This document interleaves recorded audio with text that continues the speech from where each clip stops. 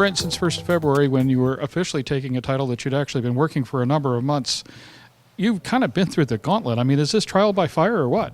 Oh, this is trial by fire. I have a little bit of experience, obviously, in this, been my prior background, but this is a new challenge from an economic standpoint for everybody.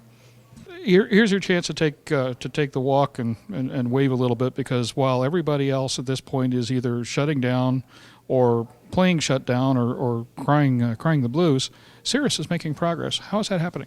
Well, it's discipline. I think what we wanted to do from the outset when we saw the challenges developing was be very aggressive in responding to them. So we were very aggressive in reducing our expenses, very aggressive in achieving a much lower break-even point, because we saw how severe it was going to be, and we knew that it wouldn't immediately correct itself. So we were very aggressive at first, and that was the key.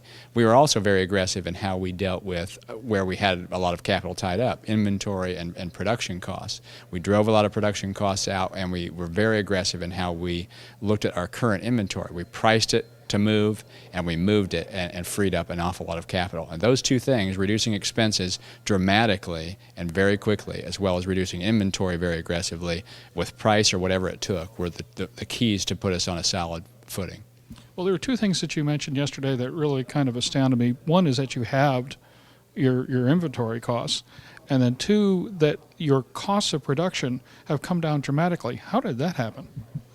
Well, it's just like everything. It's discipline in looking at every stage of the process. What we did was we did the easy things first. We took out excess overhead where clearly the production rate wasn't going to support it. We moved inventory and priced it accordingly, but then we took a hard look at every process that we were going through, and frankly we're still doing that.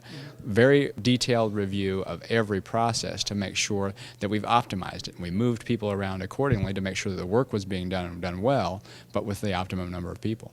Were there any surprises in that process to you? Well, on a daily basis is the true answer. And you just had to adjust to the surprises. You had to adjust every week to what was a continually declining forecast, but there were surprises in how you changed the operation as well.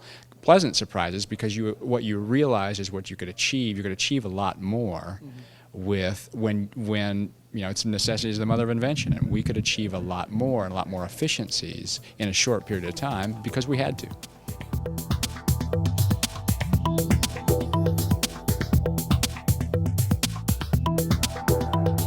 Aero-TV is brought to you by... The beauty of the Release 9 system architecture is that you have two fully redundant integrated flight displays. Each has access to all the systems and data.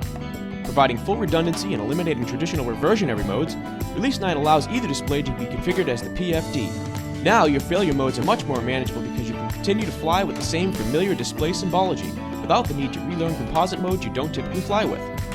Avidyne's Integra Release 9 is truly the next generation in fully integrated flight deck technology.